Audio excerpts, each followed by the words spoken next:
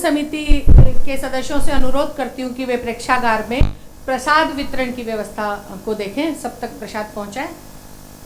हम लोग अतिथि देवो भव की संस्कृति के संवाहक हैं, तो अब हम मंचस्थ अतिथियों के स्वागत की ओर चलते हैं। सबसे पहले इस सत्र की अध्यक्षता कर रहे आदरणीय अनिल गहलोत जी का स्वागत अभिनंदन। हमेशा गहलोत साहब संकोच करते हैं, मंच पे बैठने से भी मना करते हैं, आज भी बड़ी ज़बरदस्ती उन्हें मंच पे बिठाया गया है। तो मैं गहलोत साहब से एक बात कहना चाहती हूँ कि हम चौपाल की पीपल पूजने से पहले घर के आंगन की तुलसी की पूजा करते हैं। आप भले इस घर के सदस्य हैं, लेकिन इस घर के बड़े हैं, बुजुर्ग हैं। आपका अभिनंदन, आपका स्वागत करना हम सभी का दायित्व है, और इसी दायित्व का निर्वहन करते हुए मैं एडवोकेट हरविंद्र सिंह गौड़, श्री विजय बागरी जी और श्री विजय राठौड़ जी से अनुरोध करती हूँ कि वे आएँ।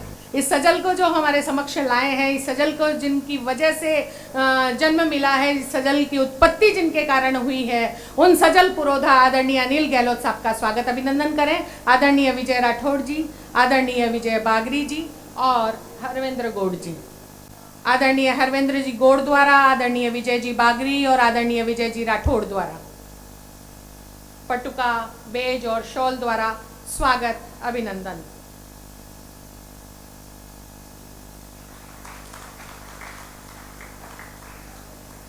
इस सत्र की मुख्य अतिथि जो नॉटिंगम यूके से हमारे बीच पधारी हैं, आदरणीय श्रीमती जय वर्मा जी, आपके स्वागत अभिनंदन के लिए मैं आमंत्रित करती हूँ डॉक्टर नीतू गोस्वामी, श्रीमती कृष्णा राजपूत और श्रीमती अरुणा जी साहू।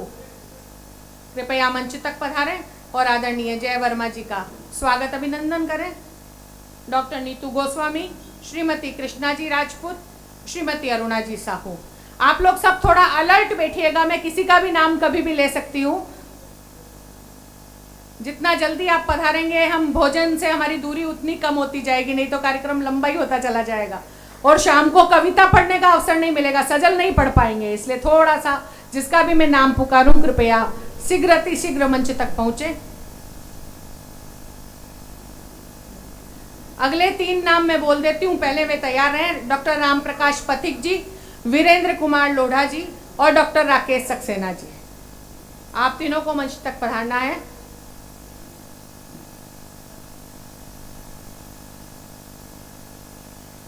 हमारे विशिष्ट अतिथि समाज सेवी आदरणीय अनिल जी अग्रवाल का स्वागत अभिनंदन करेंगे। डॉक्टर राम प्रकाश पथिक, श्री वीरेंद्र कुमार लोढ़ा और डॉक्टर राकेश सक्सेना जी, कृपया पधारें। अगले 3 नाम हैं अवधेश गुप्त नमन जी, निशेष जार त्रिषित जी और डॉक्टर बीके सिंह जी।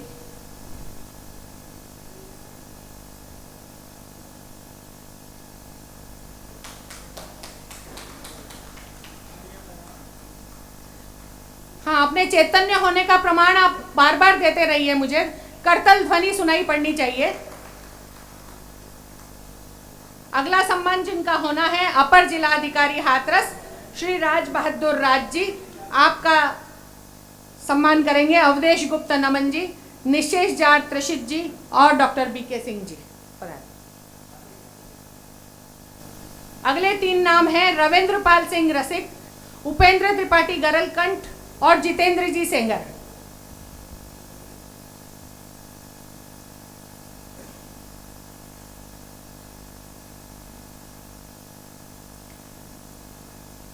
आदरणीय राज बहादुर राज जी का स्वागत अभिनंदन अवधेश गुप्त नमन जी, निश्चय जार त्रिषित जी और बीके सिंह जी द्वारा। अगला सम्मान होना है श्री रमेश चंद्र जी मित्तल का। सम्मान करेंगे रविंद्र पाल सिंह रसिक, उपेंद्र त्रिपाठी गरलकंठ जी और जितेंद्र सेगर जी।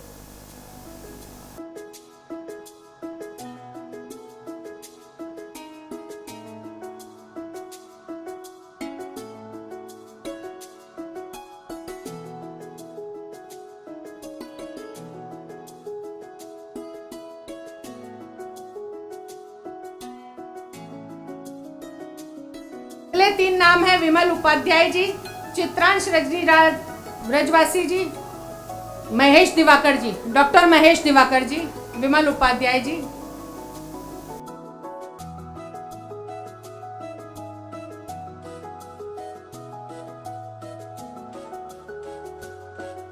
डॉक्टर राम सनई लाल जी यायावर का स्वागत अभिनंदन।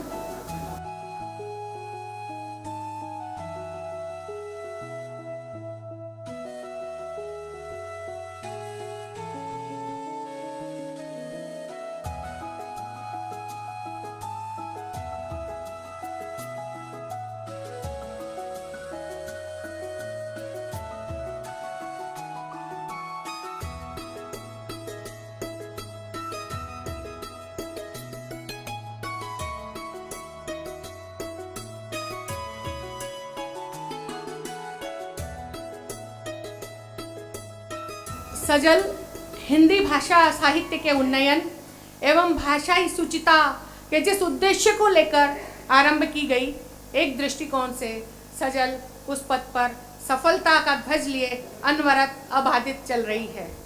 संख्यात्मक दृष्टि से सजल ने जहां अभूतपूर्व सफलता अर्जित की, साथ ही साथ गुणात्मकता की ओर भी सजल प्रस्तोताओं का ध्यान उल्लेखनीय है। सजल की गुणात्मकता हेतु योजनाबद्ध तरीके से कुछ प्रयास इस कार्यक्रम के पश्चात धरातल पर किया जाना भी निश्चित हुआ है। पिछले वर्ष जहां 8 पुस्तकों का लोकार्पण हुआ, कहते हैं कि लेखन के साथ प्रलेखन भी बहुत जरूरी है। पिछले कई साहित्यकारों ने बहुत अच्छा साहित्य रचा, लेकिन उनका प्रलेखन नहीं हो सका, उनका प्रकाशन नहीं हो सका, तो वे हमारे बीच से लुप्त हो गए। वे आज कहीं देखने सुनने पढ़ने को भी नहीं मिलते हैं। किंवदंती से, लोगों की स्मृति से और वाणी उससे जितना पहुंच पाया उतना ही पहुंच पाया, हम उसका संपूर्ण लाभ नहीं ले सके। लेकिन सजल ने आरंभ से ये गलती नहीं की, वे हमेशा सजल के प्रकाशन और प्रलेखन की ओर ध्यान देती रही है। और इस जितनी पुस्तकें, उनकी संख्या तो शायद मुझे अब याद भी नहीं, कितने संग्रह और कितने साझा संग्रह प्रकाशित हो चुके हैं। लेकिन मैं एक लेखा जोखा रखूं कि पिछली वर्ष सिर्फ 8 संग्रहों का इस मंच से लोकार्पण हुआ था और इस बार 20 संग्रह यहाँ से लोकार्पित होने जा रहे हैं। तो आप अंदाजा लगा सकते हैं कि सजल किस गति से आगे बढ़ रही है। और सजल ने इस वर्ष क्या क्या क्रियाकलाप किए, सजल कहाँ तक पहुँची, सजल का क्या लेखा जोखा है, ये प्रस्तुत करने के लिए मैं समिति के सचिव आदरणीय इंजीनियर संतोष कुमार सिंह जी को आमंत्रित करती हूँ कि वे आएँ और इस समिति की वार्षिक रिपोर्ट हम सबके समक्ष रखें। आदरणीय संतोष कुमार सिंह जी। सर्वप्रथम माँ शारदे को नमन करता हूँ। सम्मानित मंचासीन अतिथियों, सभागार में उपस्थित विद्वान साहित्यकारों, साहित्य प्रेमियों, पत्रकारों एवं आकाशवाणी व दूरदर्शन के प्रतिनिधियों का सादर अभिवादन करता हूं। सजल विधा की विधिवत घोषणा 5 सितंबर 2016 को हुई थी। लगभग 8 वर्ष हो चुके हैं। इन 8 वर्षों में 3 अर्धवार्षिक सजल महोत्सव, 5 वार्षिक सजल महोत्सव संपन्न हो चुके हैं। 6वां सजल महोत्सव आज आप सबकी गर्मामय उपस्थिति में आप सबके आर्थिक सहयोग से मनाया जा रहा है।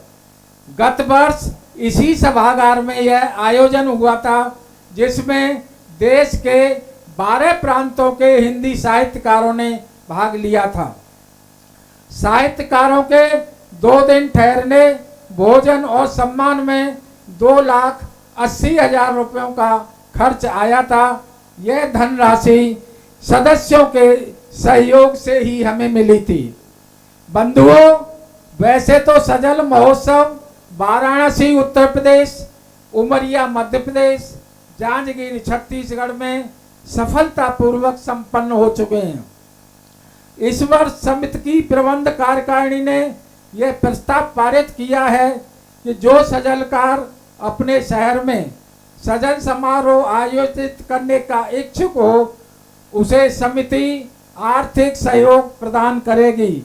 यह सहयोग उस वर्ष आए चंदे का 80% अथवा जो वास्तविक खर्च हो, उन दोनों में से जो भी कम होगा देगी। दूसरा निर्णय यह हुआ है कि साहित्यकार अपने शहर में सजल सेमिनार कराना चाहें, उसके लिए समिति 2 सजल विशेषज्ञ भेजेगी। उनका यात्रा व्यय समिति वहन करेगी। बंधुओं, हमारे कुछ सम्मानीय सदस्य लेखक नहीं हैं, लेकिन सजल विधा के प्रचार प्रसार और हिंदी सेवा के निरंतर आर्थिक सहयोग कर रहे हैं। इनमें मैनपुरी के सेवानिवृत्त प्राचार्य डॉक्टर बीके सिंह जी, बदायूं के सेवानिवृत्त एसडीएम श्री रामवीर सिंह जी, कासगंज की प्रोफेसर श्री मिथिलेश कुमारी जी, आगरा की प्रोफेसर डॉक्टर राखी गुप्ता जी, इसी में महाविद्यालय के सचिव श्री गिरीश अग्रवाल जी का नाम उल्लेखनीय है। वास्तव में ऐसे सहयोगी लोग हमारी समिति के भामाशाह हैं। मंच पर बैठे आदरणीय अनिल अग्रवाल जी भी इस साल भामाशाह की लिस्ट में शामिल हुए हैं। उन्होंने भी 10,000 रुपए का सहयोग किया है। सजल विधा के प्रचारित करने में आकाशवाणी और दूरदर्शन मथुरा का भी गत वर्ष हमें सहयोग मिला है। इन्होंने एक सजल गोष्ठी, एक सजल विधा पर आलेख और दूरदर्शन ने भी सजल कवि सम्मेलन प्रसारित किया था। समिति आकाशवाणी और दूरदर्शन के अधिकारियों का हार्दिक आभार व्यक्त करती है।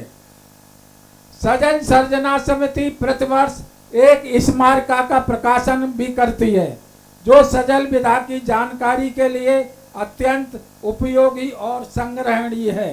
स्मारिका का 5वां अंक आज आपके हाथ में होगा। हमारे सजलकार भी अनवरत सजल सृजन कर रहे हैं। इसका प्रमाण यह है कि 8 वर्षों में 100 से अधिक व्यक्तिगत और समवेत सजल संग्रह प्रकाशित हो चुके हैं। गत वर्ष इस मंच से 14 सजल संग्रहों का लोकार्पण हुआ था, जो एक ही विधा की पुस्तकों का एक साथ लोकार्पण होना एक रिकॉर्ड था।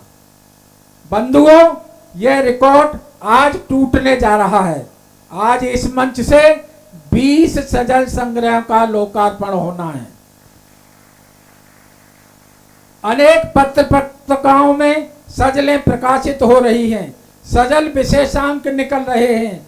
यहाँ तक कि विश्वविद्यालयों में शोध भी आरंभ हो चुके हैं।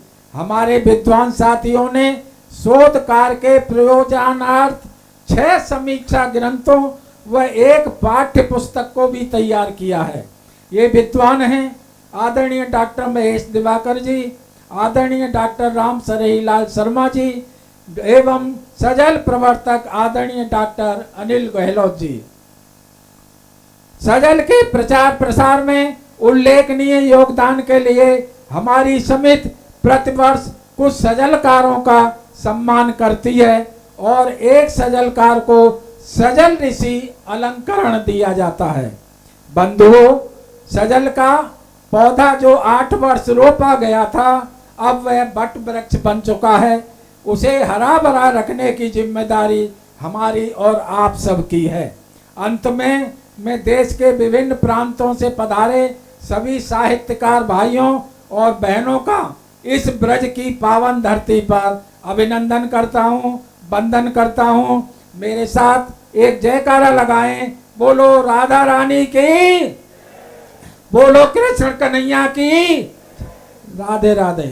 सहायक नगर आयुक्त मथुरा वृंदावन नगर निगम आदरणीय राकेश कुमार जी त्यागी जी हमारे बीच पधार चुके हैं। मैं उनसे विनम्र अनुरोध करती हूँ कि कृपया वे मंच तक पधारें। आदरणीय राकेश कुमार जी त्यागी। और आपके सम्मान के लिए मैं जिन 3 लोगों को बुला रही हूँ वे हैं वत्सल लोढ़ा, अटल राम चतुर्वेदी जी और शैलेंद्र वीर सिंह गहलोत जी। सहायक नगर आयुक्त मथुरा वृंदावन नगर निगम आदरणीय राकेश कुमार जी त्यागी का स्वागत अभिनंदन श्री वत्सल लोढ़ा, श्री अटल राम जी चतुर्वेदी और डॉक्टर शैलेंद्र वीर सिंह जी गहलोत द्वारा।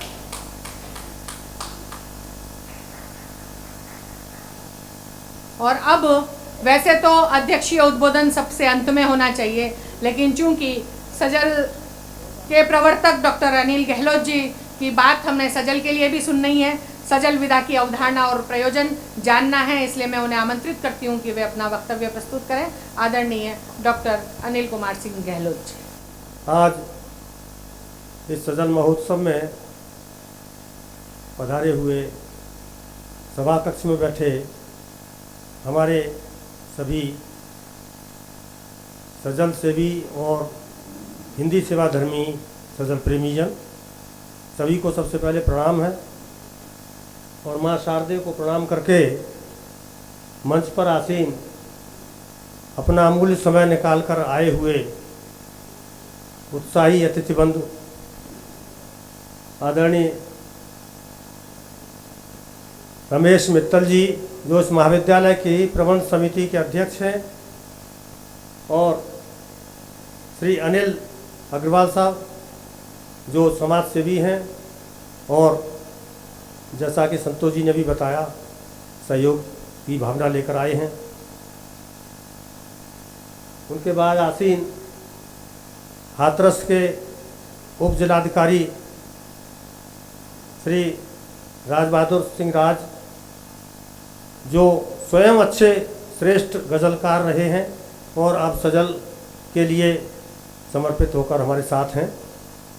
कई पुस्तकें उनकी प्रकाशित हो चुकी हैं और बहुत सहृदय व्यक्ति हैं और श्रेष्ठ प्रशासक, साहित्य के लिए समय निकाला।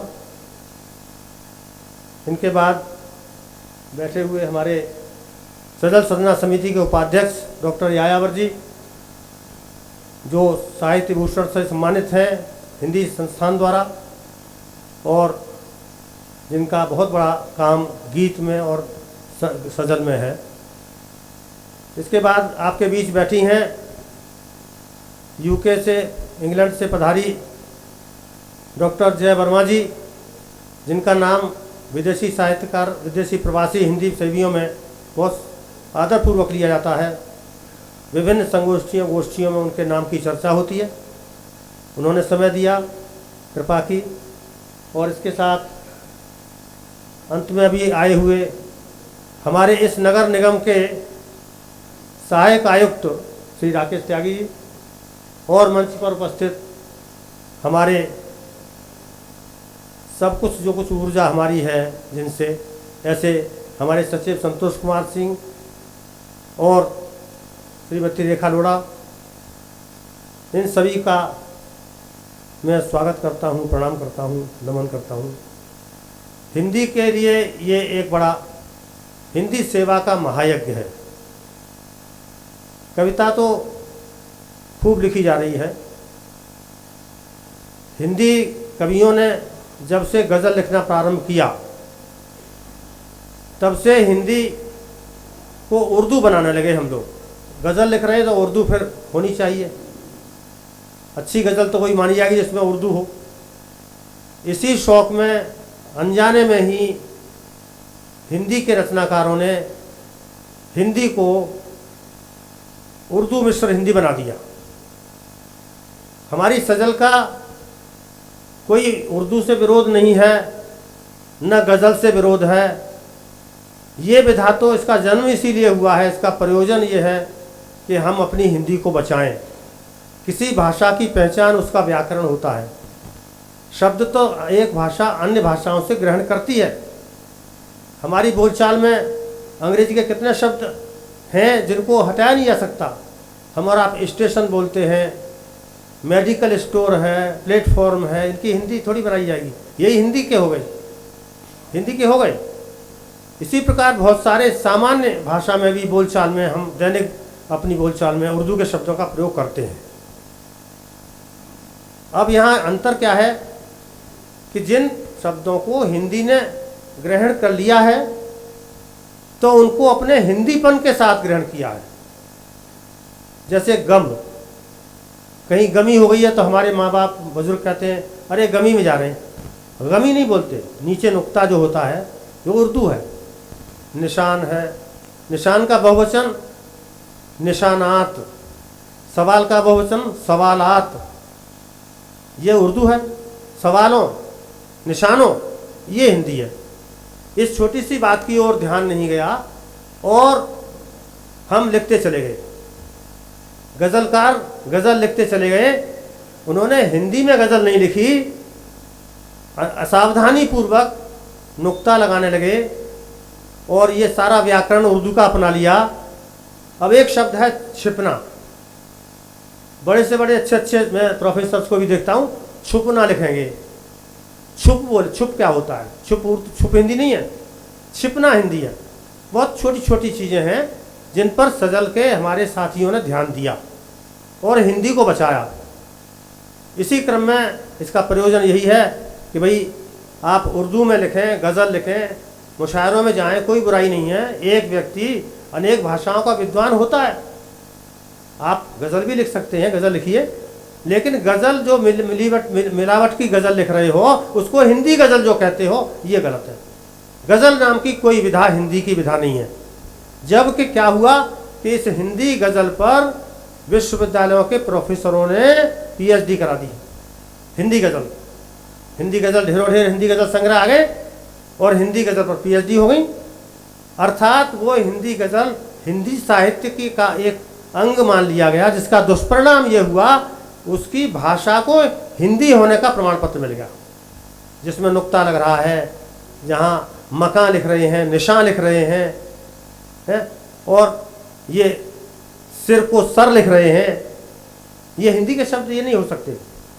तो इसी बात पर ध्यान जब गया, हम भी गज़लकार रहे हैं, हमने गज़ल लिखी, 3 गज़ल संग्रह हमारे आ चुके। सन 1982 में पहला गज़ल संग्रह प्रकाशित हुआ है मेरा, इकतारा नाम से, जिसमें नीचे उर्दू के मीनिंग दिए हुए हैं।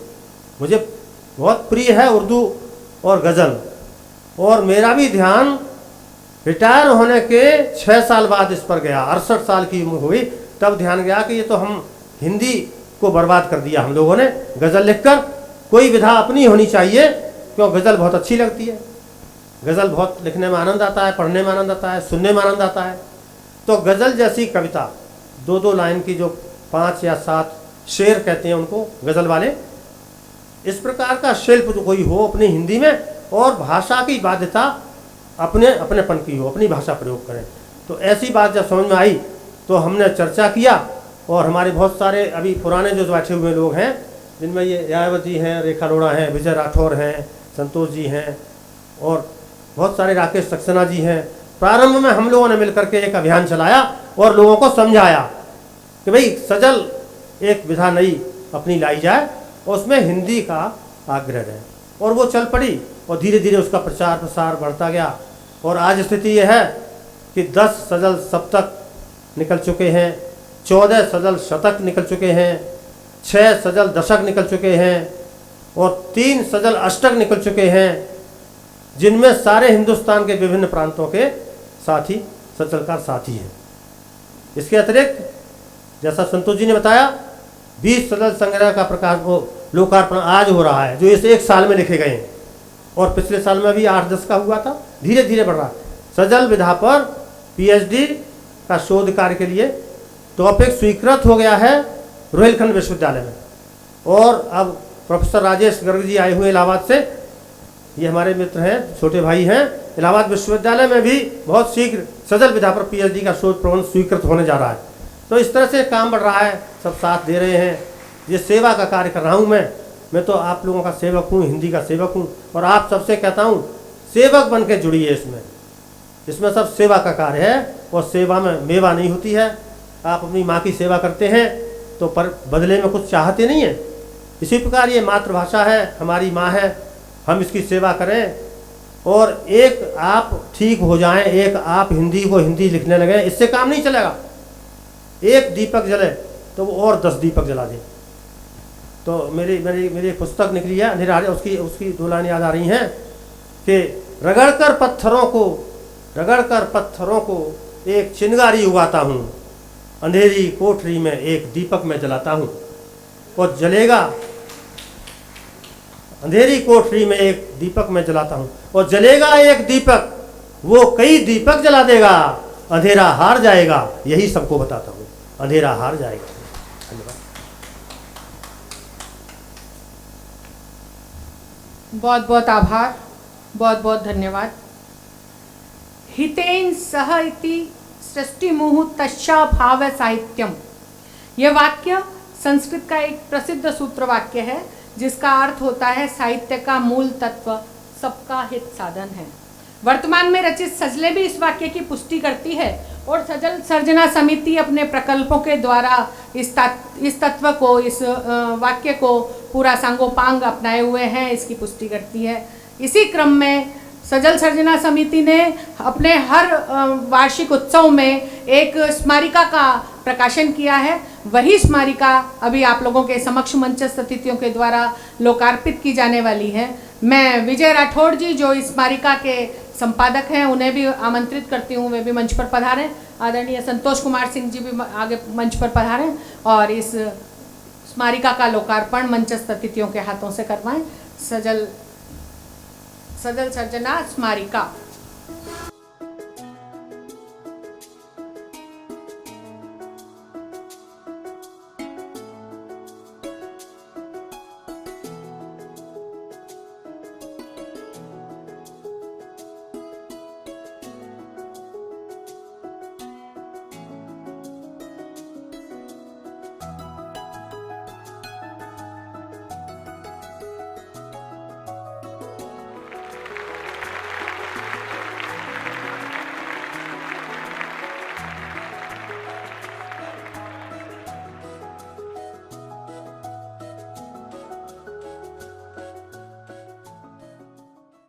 सभी सजलकारों को इस स्मारिका के प्रकाशन पर बहुत बहुत बधाई।